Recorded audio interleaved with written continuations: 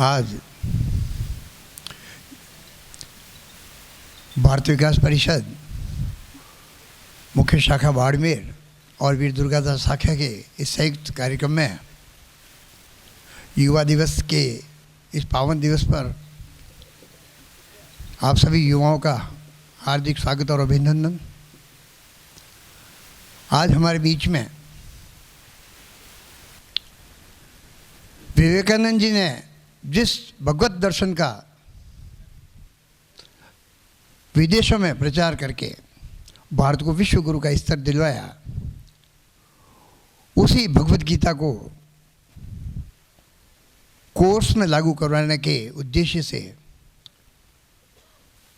ओंकार सेवा संस्थान डूंगरगढ़ से बीकानेर से पधारे युवा संत अपनी बात रखेंगे, आपका मार्गदर्शन करेंगे। माता की, भारत माता की, भारत माता की, वंदे वंदे वंदे। सभी संकल्प करें कि आज एक युवा संत ने जो उपहार प्रदान किया है हम उसको पढ़ेंगे और अपने जीवन में उतारेंगे, क्योंकि ये वो ग्रंथ हैं जो भगवान कृष्ण ने महाभारत के भीषण युद्ध में जहां पर रक्तपात हो रहा था, तलवारें चल रही थी, चला गया, तब भगवान ने एक ऐसा संदेश अपने मित्र अर्जुन को सुनाया जिसको आत्मसात करके उन्होंने जीत को दर्ज किया और अधर्म पर धर्म की विजय हुई। ठीक उसी तरह से आज उपहार जो भाई श्री संतोष सागर जी महाराज ने प्रदान किया है उसको हम पढ़ेंगे और अपने जीवन में उतारेंगे, अपने माता पिता गुरुजनों के प्रति श्रद्धा रखेंगे और समाज और राष्ट्र की सेवा का संकल्प करेंगे। भारत माता की।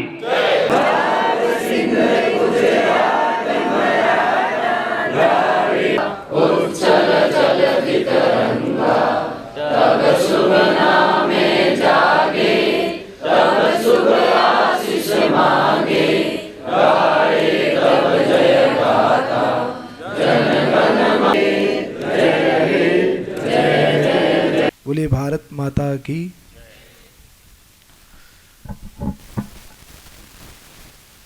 आदरणीय प्रधानाचार्य जी, सभी शिक्षकगण, प्रबुद्धजन और मेरे सामने विराजमान मेरे सभी युवा बहन भाई, आप सभी को मेरा प्रणाम। आज राष्ट्रीय युवा दिवस है और इस राष्ट्रीय युवा दिवस पर मैं सबसे पहले आप लोगों से जानना चाहूँगा कि युवा किसे कहते हैं। युवा किसे कहते हैं? क्या आप में से कोई इसका जवाब दे सकता है? युवा किसे कहते हैं? हाँ,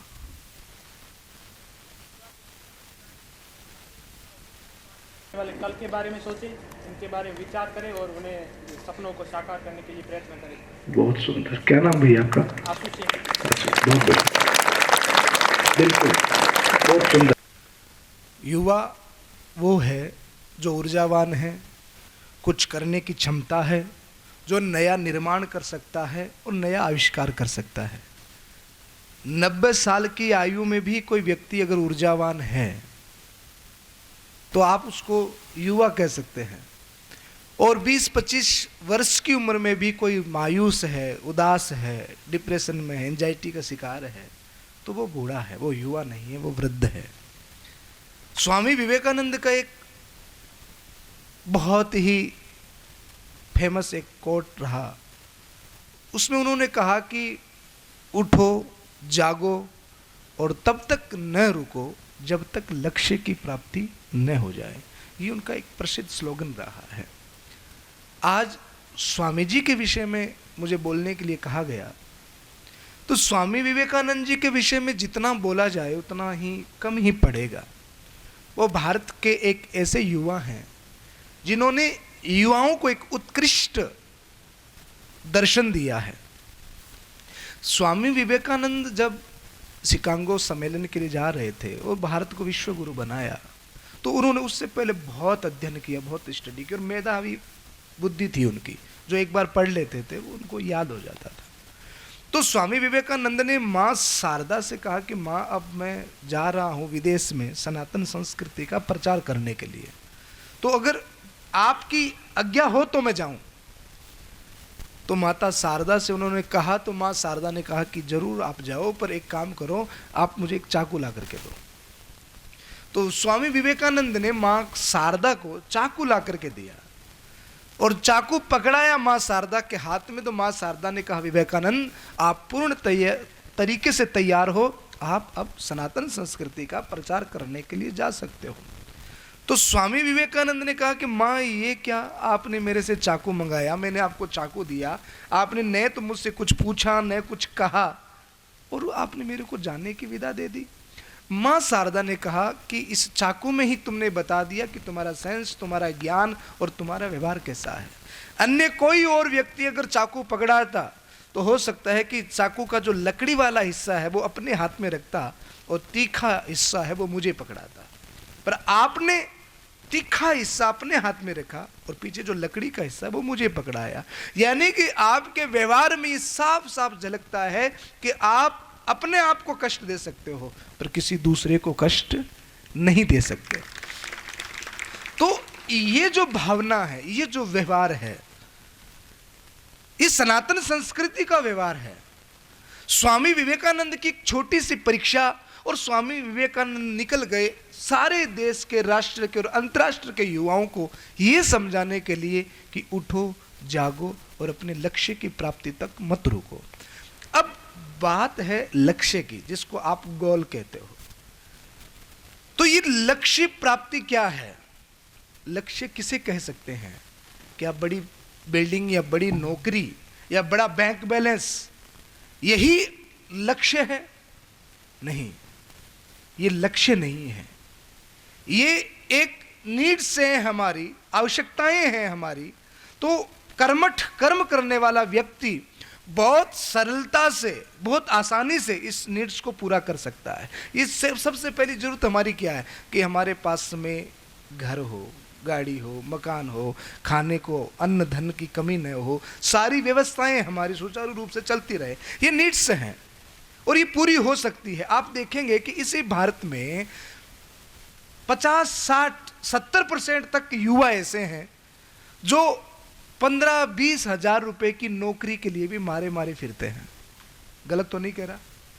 20-30 हजार रुपए की नौकरी के लिए वो मारे मारे फिरते हैं युवा, कि 30 हजार रुपए वो मंथली अर्न कैसे करें।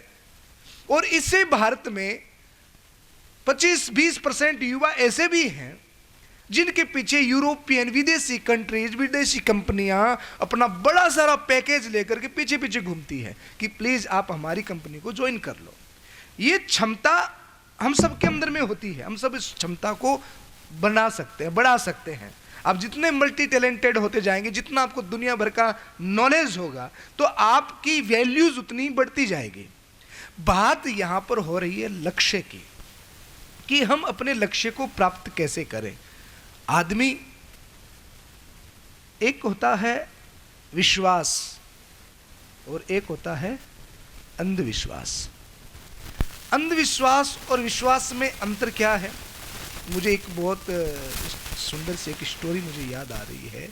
एक गांव में भयंकर बाढ़ आ गई, तो उस बाढ़ में पूरा गांव डूबने लगा। तो गवर्नमेंट जो सर्विसेज होती हैं बचाने की, वो सारी आ गई। कोई बोट लेके आ गया, कोई हेलीकॉप्टर आ गया, सब बचा रहे हैं। एक आदमी जब पानी का स्तर बढ़ने लगा तो अपने घर की छत पर जाकर के खड़ा हो गया। तो एक बोट वाला आया, बोले पानी का स्तर बहुत बढ़ने वाला है, तुम फटाफट नाव में बैठो, हम तुम्हें दूसरी जगह छोड़ देते। वो बोला मुझे भगवान आएंगे बचाने, मैं भगवान की पूजा करता हूँ, मुझे भगवान आएंगे बचाने। बोट वाले ने कहा ये भगवान ने ही भेजी है, तू चल। बोले नहीं, मुझे भगवान आएंगे बचाने। नहीं बैठा बोट में। पानी का स्तर इतना आ गया कि उसका घर डूब गया, छत तक पानी आने लगा। अब बोट आना संभव नहीं था। अब हेलीकॉप्टर की सहायता आई। हेलीकॉप्टर वाले ने रस्सी लटकाई, बोले आजा पकड़ करके तुझे दूसरी जगह पहुंचा दे, पानी बहुत बढ़ रहा है, मर जाएगा। बोले नहीं, भगवान आएंगे। और अंतत्वगत्वा वो उस पानी में डूब गया, मर गया। और भगवान से उसने शिकायत की कि मैंने आपकी इतनी पूजा की और आपका मैंने इतना भजन किया और आप मुझे बचाने नहीं आए।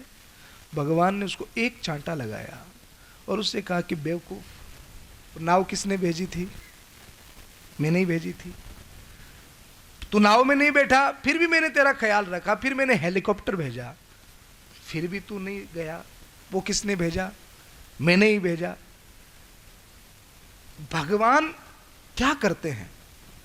भगवान ने हमको ज्ञान दिया है, ऊर्जा दी है, कार्य करने की क्षमता दी है।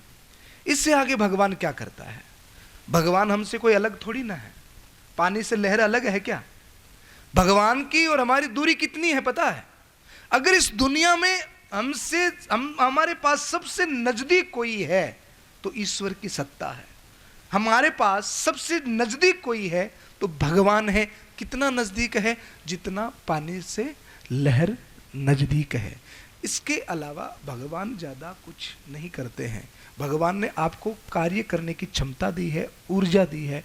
और विवेकानंद ने कहा उठो, जागो और तब तक मत रुको जब तक लक्ष्य की प्राप्ति न हो जाए। और वो लक्ष्य है ज्ञान। क्या है? ज्ञान।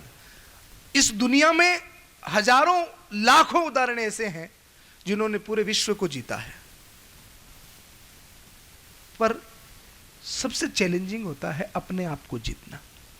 विश्व को जीतना चैलेंजिंग नहीं है, अपने आप को जीतना चैलेंजिंग है। रावण ने सबको जीता, बहुत धनाढ्य किंगडम उसका, इतना बड़ा सेना, आयुध, अस्त्र शस्त्र, पर रावण किसको नहीं जीत पाया? अपने आप को नहीं जीत पाया।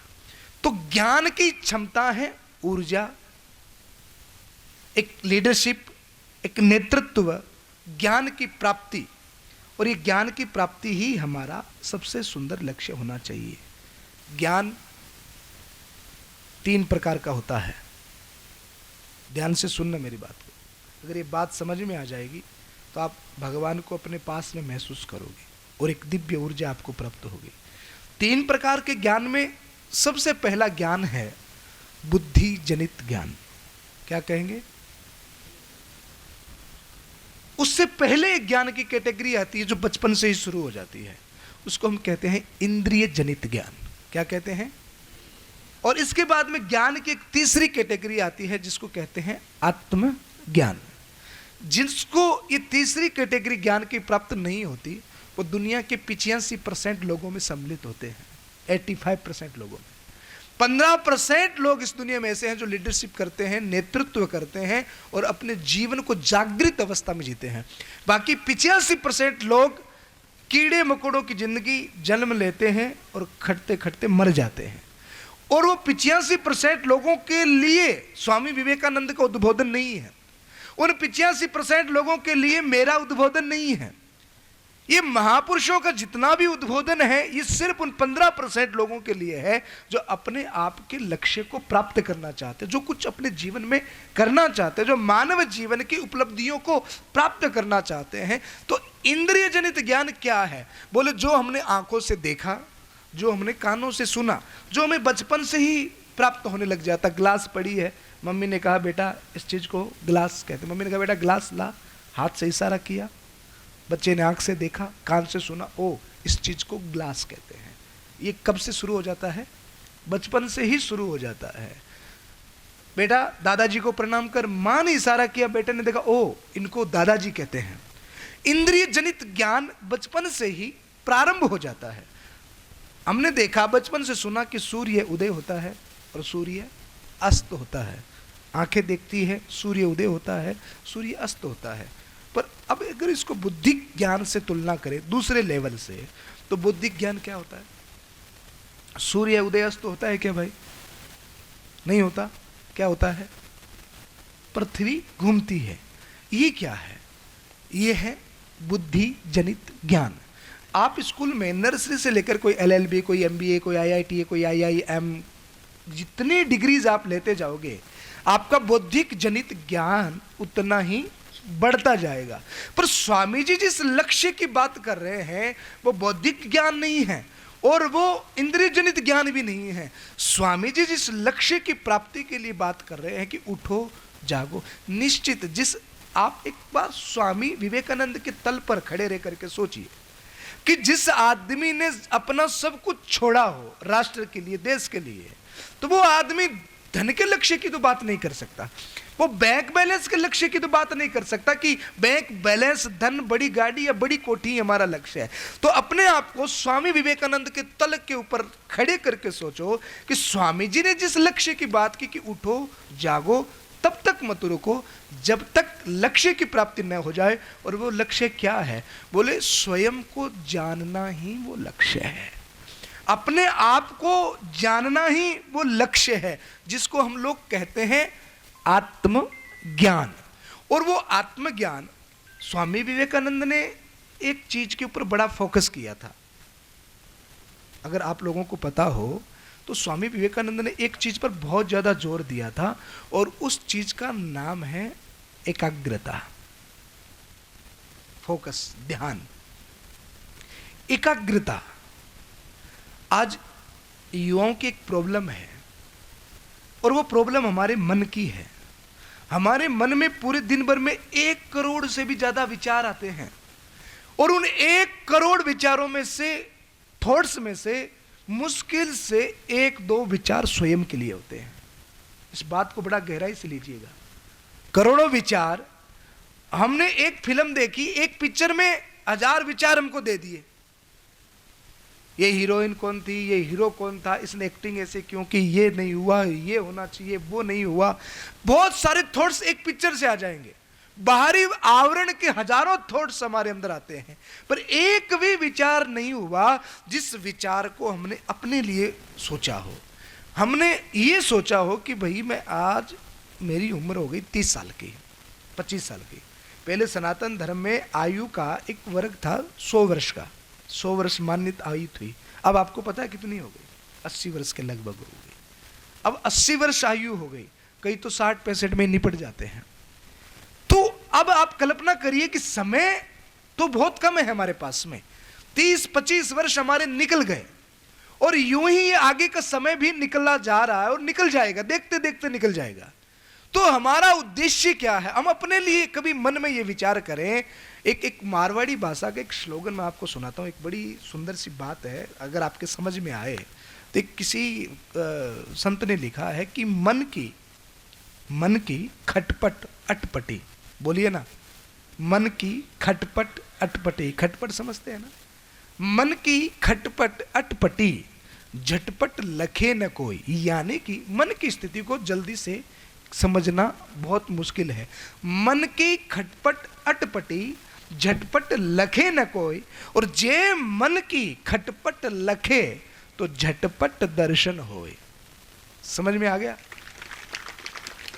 सारी चीज कहां पर है? सारी चीज आपके मन पर है कि आपने अपने मन पर कितना काम किया है। आज लोग लुक्स पे तो काम करते हैं, पर मन पर काम नहीं करते। तन को तो खूब सजाते हैं, पर मन पर काम नहीं करते। और आपकी सारी ऊर्जा, सारी शक्ति, सारी दिशा और सारे लक्ष्य आपके मन पर है। उस मन को एकाग्रता कैसे प्रदान हो कि जिस उद्देश्य को स्वामी विवेकानंद कह रहे हैं, लक्ष्य यानी ज्ञान की प्राप्ति। और वो ज्ञान कौन सा? बोले आत्मज्ञान। तो उसके लिए चाहिए एकाग्रता।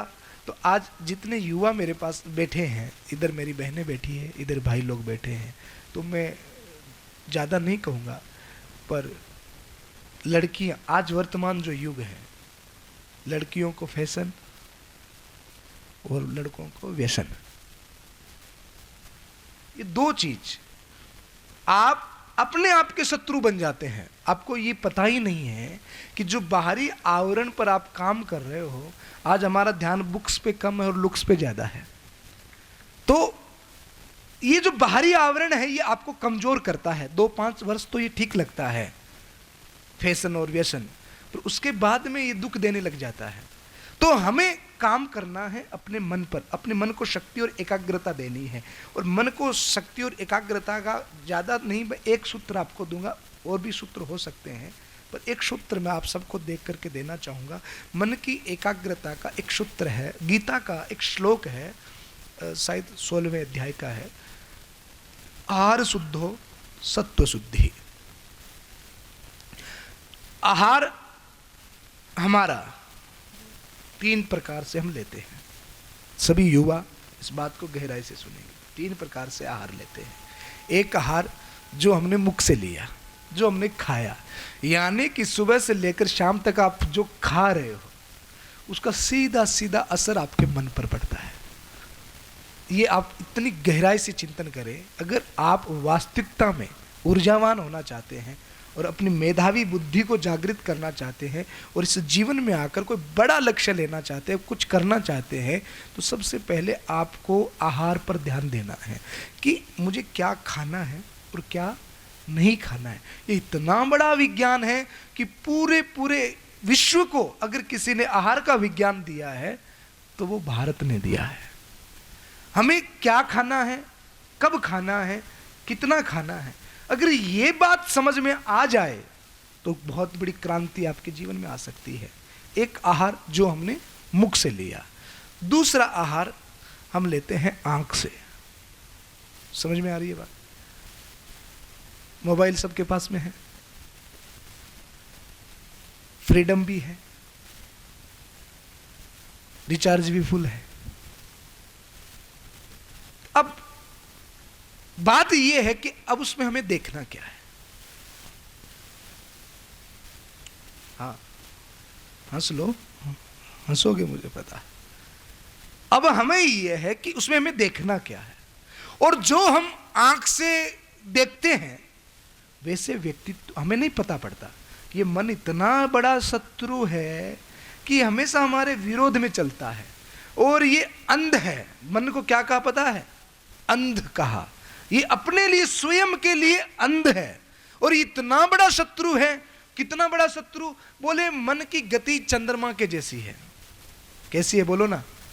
चंद्रमा के जैसी। चंद्रमा की कलाएं घटती बढ़ती रहती है, कभी वो शुक्ल पक्ष में एकदम पूर्ण प्रकाश में, कभी अंधेर पक्ष आता है, कृष्ण पक्ष तो पूरा अंधकार में चला जाता है, कलाएं घटती बढ़ती रहती। अच्छा, चंद्रमा कैसा तत्व है? बोले चंद्रमा जल तत्व है। मन चंद्रमा का तत्व है, चंद्रमा जल का तत्व है। तीनों की गति एक जैसी है। आप एक जल का लोटा भर करके कहीं गिरा दो, कहां जाएगा? बोलो। जहां नीचा होगा, ढलान होगी। मन वे ऐसा ही है, जल के जैसा है। जल को लोटा भर के गिराओ तो तुरंत वो नीचान की तरफ अपने आप चला जाएगा। उसी जल को ऊपर चढ़ाना हो तो कोई यंत्र चाहिए, बाल्टी से खींचो या फिर आधुनिक यंत्र मोटर वगैरह लगाओ, तब वो जल ऊपर उठता है। ऐसी की ये स्थिति मन की है। मोबाइल लेकर के बैठे 2 घंटे कब निकल जाते हैं पता ही नहीं पड़ता है। एक बार साहब इंस्टाग्राम क्या खोल लिया, ऐसा सिलसिला चालू होता है, आधे 1 घंटा निकल जाता है यूं यूं यूं पागलों के जैसे। मैंने कहा थोड़ा यूं यूं भी कर ले, किताब के पन्ने भी, पर आधा 1 घंटा। ये आप ये नहीं समझना कि हमारी एक ही है। मन की स्थिति ऐसी है कि जिसको लत लग गई, बूढ़ो बूढ़ो की हालत। अभी एक डोकरी 90 साल की, मैं कोटा में गया, आंख से दिखाई नहीं दे, मैं बुढ़िया क्या कर रही है। तो हमारा मन यूं घंटों भर लग जाता है। पिक्चर देखने जाते हैं, रम जाते हैं उसमें। कई कई तो उल्लू ऐसे हैं, कांच के आगे भी आधा घंटा लगा देते हैं। आधा घंटा कांच के आगे लगा देते हैं। मन पतन की ओर बहुत जल्दी चला जाता है, उसको लगाना नहीं पड़ता। पर ऊंचाई पर लाने के लिए मन को संघर्षशील होना पड़ता है, मन को कष्ट होता है। मन शत्रु भी है, मन मित्र भी है, मन मालिक भी है, मन नौकर भी है। पर मन अगर मालिक बन गया तो वो आपका सत्यानाश कर देगा, और मन अगर आपका गुलाम बन गया तो वो आपको सुधार देगा। मन आपका मालिक है तो आपका पतन कर देगा। मन अगर आपका नौकर है तो आपको पतित कर देगा। पतित यानी पावन। मन अगर मालिक बन गया तो आपको नुकसान ही नुकसान देने वाला है। इसलिए एक नियंत्रण मन के ऊपर ऐसा करना कि हम कहें वैसा मन करें, मन कहे वैसा हम न करें, ये सूत्र है। तो इसके लिए दूसरा ये है कि हम आंख से क्या देख रहे हैं। 24 घंटे हैं हमारे पास, और उन 24 घंटों में हमने आंख से क्या देखा, उसका असर भी आपके मन पर पड़ता है। और तीसरा है, आप तीसरा आहार लेते हैं कान से। आप क्या सुन रहे हैं? गलत तो नहीं कह रहा मैं? आपके आसपास, आपके इर्द गिर्द का माहौल कैसा है? आपकी सोसाइटी कैसी है? आपके मित्र कैसे हैं? आपके फ्रेंड्स कैसे हैं? इसका इतना बड़ा इफेक्ट पड़ता है। चल थोड़ा सा पीछे चलते हैं, 2 सूट मार आते हैं, कौन देख रहा है? कोई देखे उससे क्या फर्क पड़ता है? आप देखो ना अपने आप को। कोई देखेगा तो क्या कहेगा? ज्यादा से ज्यादा डांट मार देगा या कहेगा यार क्या कर रहा है। किसको क्या फर्क पड़ने वाला है? मैं आज आपको आकर के अच्छी अच्छी बातें बता रहा हूं, आप सफल हो जाओ, आप फेलियर हो जाओ, मुझे क्या फर्क पड़ रहा है? कोई फर्क नहीं पड़ेगा। मेरा काम है मेरे राष्ट्र की उन्नति का, मेरे राष्ट्र के युवाओं को सही दिशा देने का। अब आकर के मैंने परोस दिया आपको अच्छी वाली चीज, अब खाएगा तो वही जो उसकी रुचि है। वो एक कहावत है ना, बंदर क्या जाने अदरक का स्वाद है। सुअर को हलवा दे दो, आप नहीं खाएगी, वो मुंह कहां मारेगी? गटर में मारेगी। क्यों? उसका स्वभाव है, उसकी रुचि है। तो कोई क्या कह रहा है इससे कोई फर्क नहीं पड़ता। हम अपने आप को लेकर के कितने अवेयरनेस है, हम अपने आप के लिए कितना सोचते हैं, हम अपने आप से कितना प्रेम करते हैं, और हम अपने आप को किस लेवल पर देखना चाहते हैं। तो पहला आहार मुख से, दूसरा आहार आंख से, और तीसरा आहार कान से। ये 3 चीज अगर आदमी सीख जाए। अच्छा, एक मजे की बात बताओ, हमारे महात्मा गांधी ने 3 बंदरों के बारे में कहा था। कौन कौन से थे वो? ऐसा था ना, इंडोनेशिया में ऐसे ही 3 बंदर हैं जिन्होंने आधा मुंह बंद रखा है, एक आंख बंद कर रखी है और एक कान बंद कर रखा है। इसका मतलब क्या है पता है? इसका मतलब यह है, आधा मुंह यानी कि बुरा मत बोलो पर अच्छा अच्छा बोलो। एक कान बंद है कि बुरा मत सुनो, दूसरा कान खुला है अच्छा अच्छा सुनो। बुरा मत देखो पर एक आंख खुली है अच्छा अच्छा देखो। तो हमारे जीवन में फोकस, एक एकाग्रता, और वो एकाग्रता एक ऐसी होती है जो स्वामी विवेकानंद को एक बार जो चीज़ पढ़ी वो याद हो जाती है। एक ऐसा उनके जीवन का एक किस्सा है कि वो जहाज में जा रहे थे तो कैप्टन से कहा कि भैया अखबार मुझे पढ़ना है। अभी अभी अखबार आया था, कैप्टन ने कहा यार अभी तो मैंने नहीं पढ़ा, लो तुम पढ़ो। तो विवेकानंद जी ने अखबार को पढ़ा, पढ़ करके उनके साथ में जो एक व्यक्ति था उनको दे दिया कि लो तुम भी पढ़ो। विवेकानंद जी ने तो एक फटाफट एक बार में पढ़ लिया, उसको दिया। उसको जो ही अखबार पकड़ाया तो तेज हवा का झोंका चला और वो अखबार छूट करके समुद्र में चला गया। अब वो कैप्टन इतना गर्म हो गया कि अखबार लाया था, मुझे पढ़ना था, तुमको दे दिया और तुमने पानी में फेंक दिया। स्वामी विवेकानंद ने कहा चिल्लाता क्यों है, कागज पेन दे। और उसने कागज पेन दिया। जितना अखबार उन्होंने पढ़ा था वो पूरा का पूरा अखबार कागज पर उतार करके दे दिया। ये स्वामी विवेकानंद थे। ऐसी एकाग्रता, ऐसी मेधावी क्षमता उनके अंदर में थी। तो मैं आप सबसे ये निवेदन करना चाहूँगा कि पूरे भारत को विश्व गुरु बनाने में एक युवा का बड़ा भारी योगदान था, और आज भारत युवाओं का देश है। हम इतने युवा मिलकर के अपने राष्ट्र की, अपने संस्कृति की अगर प्रचार प्रसार करें तो भारत विश्व गुरु था। भारत में ये संस्कृति थी, ये थी जो हुआ है ना, इसको हमें पुनः मिटाना है। भारत विश्व गुरु है, भारत में आज भी वही संस्कृति है। इस आयाम पर भारत को हमें खड़ा करना है। भारत एक ऐसा देश है साहब जिसको हम लोग कहते हैं भारत माता। क्या कहते हैं? आपने कभी सुना इंग्लैंड माता, इटली माता, अमेरिका माता, जर्मन माता, कनाडा माता, अफ्रीका माता? नहीं, भारत को क्या कहा जाता है? भारत माता। किसी का एक भगवान नहीं होगा, किसी का एक भगवान होगा, पर भारतीय संस्कृति है जिसने सूर्य को भी भगवान कहा, चंद्र को भी भगवान कहा, पृथ्वी को भी भगवान कहा, गाय को भी भगवान कहा, गंगा को भी भगवान कहा, तुलसी को भी भगवान कहा। जिसने कुछ दिया है उस देने वाले को सबको हमने भगवान ही कहा है। ये केवल सनातन संस्कृति हो सकती है, और इस संस्कृति के ऊपर हमें गर्व होना चाहिए, और इस संस्कृति की प्रचार प्रसार करने की क्षमता, ऊर्जा, ज्ञान हमारे अंदर में होना चाहिए, और हमें अपनी संस्कृति के बारे में नॉलेज होना चाहिए। अपनी संस्कृति से हमको प्रेम होना चाहिए। मुझे जहाँ तक पता है आप सबको ये गर्व होगा कि आपका भारत में जन्म हुआ है। भारत शब्द का मतलब है भा यानी ज्ञान, रत यानी लीन रहना। जो देश ज्ञान की प्राप्ति में लीन रहता है उस देश का नाम है भारत। और आज हम बात कर रहे हैं आत्मज्ञान की। तो आत्मज्ञान का अब एक लास्ट बात मैं आपसे पूछता हूं और उसके बाद में अपन इस सत्र को पूरा करते हैं। तो आपके पास में बौद्धिक ज्ञान है, इंद्रिय जनित ज्ञान है, और जिस लक्ष्य की स्वामी विवेकानंद बात कर रहे हैं उसके लिए चाहिए आत्मज्ञान। तो मैं आपसे पूछना चाहता हूं, आत्मज्ञान या आत्मबल जिसको हम कहते हैं उसका स्रोत क्या है? वो आत्मज्ञान, आत्मबल या मनोबल, इसका स्रोत क्या है? ये कहां से आता है? इंद्रिय जनित ज्ञान तो बचपन में घर में सीखते हैं, बौद्धिक जनित ज्ञान स्कूलों में किताबों में सीख ही रहे हैं। आत्मबल या मनोबल ये कहां से आता है? इसका स्रोत क्या है? आप युवाओं में से बताएगा। सर आप बता रहे हैं, बताइए सर जी। संयम, बहुत धन्यवाद सर, थैंक यू। और कोई? मनोबल, आत्मबल का स्रोत क्या है?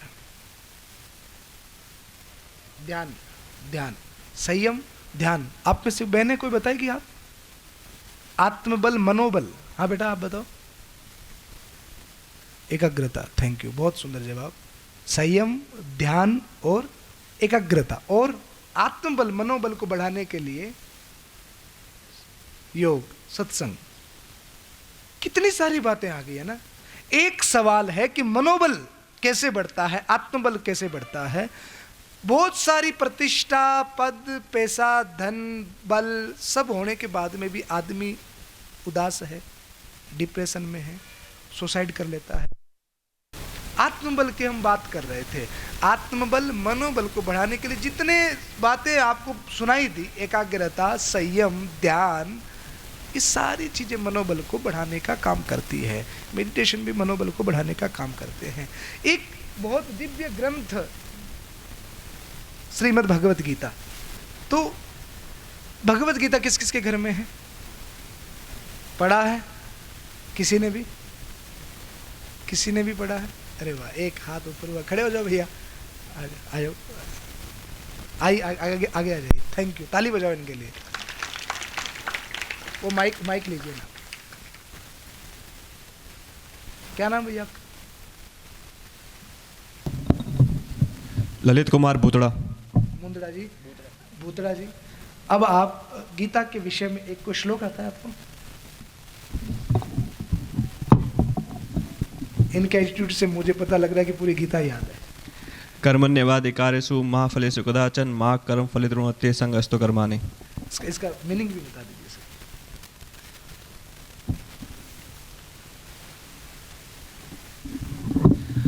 आप जीवन में कर्म किए जाओ, कर्म की चिंता, फल की चिंता मत करो। अगर आप कर्म करते रहोगे तो आपको फल की प्राप्ति होती रहेगी। बहुत सुंदर, बहुत। तो एक सीधा सा अर्थ बताऊं, जो श्लोक आपने बोला बुद्धरा जी, जो आपने श्लोक बोला, इसका सीधा सा अर्थ बताऊं? कर्मण्येवाधिकारस्ते मा फलेषु कदाचन। इसका सीधा सा अर्थ है कि हमें रिजल्ट के बारे में नहीं सोचना है, हमें स्टडी के बारे में सोचना है। समझ में आ गया? हमें किसके बारे में सोचना है? स्टडी के बारे में, रिजल्ट के बारे में नहीं सोच। स्टडी अच्छी होगी तो रिजल्ट अपने आप अच्छा हो जाएगा। ये इस श्लोक का अर्थ है। तो ऐसे 700 श्लोक हैं इसके अंदर, और दुनिया में मुझे नहीं लगता कि इससे बढ़िया ज्ञान कोई होगा। जितनी मोटिवेशनल स्पीकर आप सुनते हो ना, वो सारी स्पीच कहाँ से निकालते हैं पता है? भगवत गीता में से। दुनिया के 128 देशों में चाइनीज, इटालियन, फ्रांसीसी, उर्दू, संस्कृत, हिंदी, इंग्लिश, हर एक भाषा में एकमात्र एक किताब पढ़ाई जाती है जिसको कहते हैं भगवत गीता। और दुनिया में नहीं, पूरे भारत में जितनी पर्सनैलिटीज़ हैं उनकी अगर बायोग्राफी आप उठा करके पढ़ेंगे तो एक कॉमन चीज़ मिलेगी उनकी सफलता में, जिसका नाम है भगवत गीता। तो आत्मबल, मनोबल, क्या करना, क्या नहीं करना, क्या उचित, क्या अनुचित, सारी चीज़ें आपको गीता सिखाती है। एक मैनुअल है ये, मोबाइल के साथ में एक मैनुअल गाइड बुक आती है ना, वैसे ये हमारे लिए भगवान ने एक मैनुअल दिया है। ये हमें अपग्रेडिंग करता है, ये हमारे जीवन के एरर को ख़त्म करता है और ये हमें सही दिशा देती है। तो मैं सिर्फ आपसे इतना कहूँगा कि अपने आप पर काम करिए, अपने मन पर काम करिए और ऊर्जावान क्षमतावान बनिए। लक्ष्य को प्राप्त करना है और लक्ष्य क्या है ये समझना है तो आप भगवत गीता को भी पढ़िए। तो अपने समय में से अनमोल समय निकाल करके अपने लिए रोज एक नियम बनाइए, कम से कम आधे घंटे का एक चैप्टर अपने लिए हो, अपने आत्मा के विकास के लिए हो, और वो इससे अच्छा नहीं हो सकता। तो ये किताब एक आदत में, एक हैबिट में आप डालिए, और ये इतनी कठिन भी है और बोरिंग भी है। जैसे पढ़ोगे धर्म क्षेत्र कुरुक्षेत्र समवेता युद्ध सब, तो आप बोर हो जाओगे। इसलिए ये मूल है, अब इसको समझना है। तो विद्वान पुरुषों ने 135 टीकाएँ इसकी की है। तो मैं आपसे कहूँगा कि आप पहले मूल पढ़ें, इसको पढ़ें एक बार, फिर इसके संदर्भ को समझना है।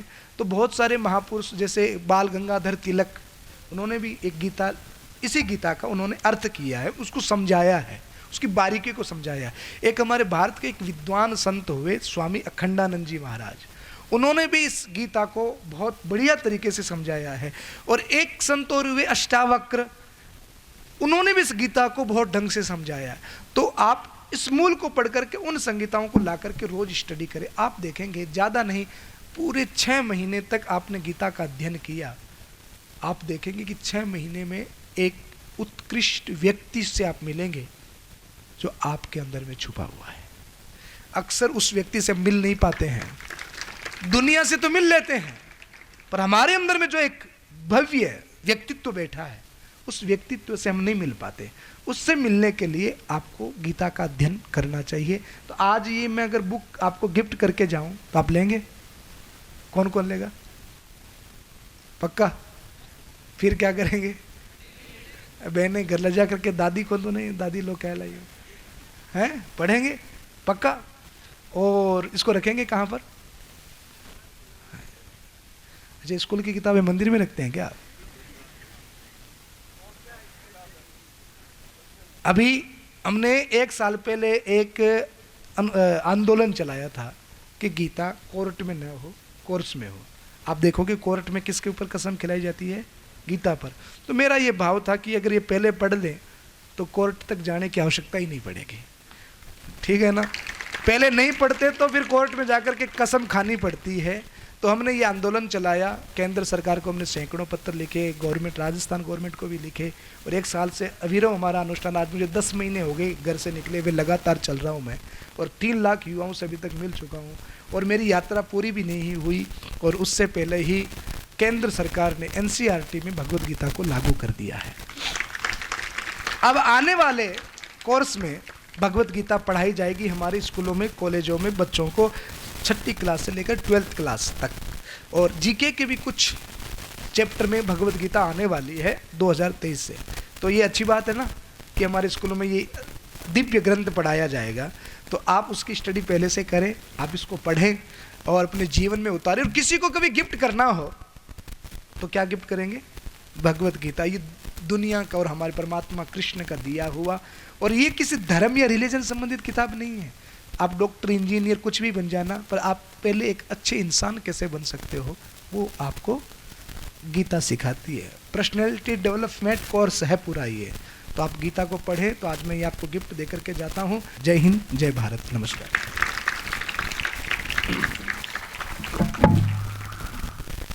माता की, भारत माता की, भारत माता की, वंदे वंदे वंदे। सभी संकल्प करें कि आज एक युवा संत ने जो उपहार प्रदान किया है, हम उसको पढ़ेंगे और अपने जीवन में उतारेंगे। क्योंकि ये वो ग्रंथ हैं जो भगवान कृष्ण ने महाभारत के भीषण युद्ध में, जहां पर रक्तपात हो रहा था, तलवारें चल रही थी, चला गया, तब भगवान ने एक ऐसा संदेश अपने मित्र अर्जुन को सुनाया जिसको आत्मसात करके उन्होंने जीत को दर्ज किया और अधर्म पर धर्म की विजय हुई। ठीक उसी तरह से आज उपहार जो भाई श्री संतोष सागर जी महाराज ने प्रदान किया है, उसको पढ़ेंगे और अपने जीवन में उतारेंगे। अपने माता पिता, गुरुजनों के प्रति श्रद्धा रखेंगे और समाज और राष्ट्र की सेवा का संकल्प करेंगे। भारत माता की।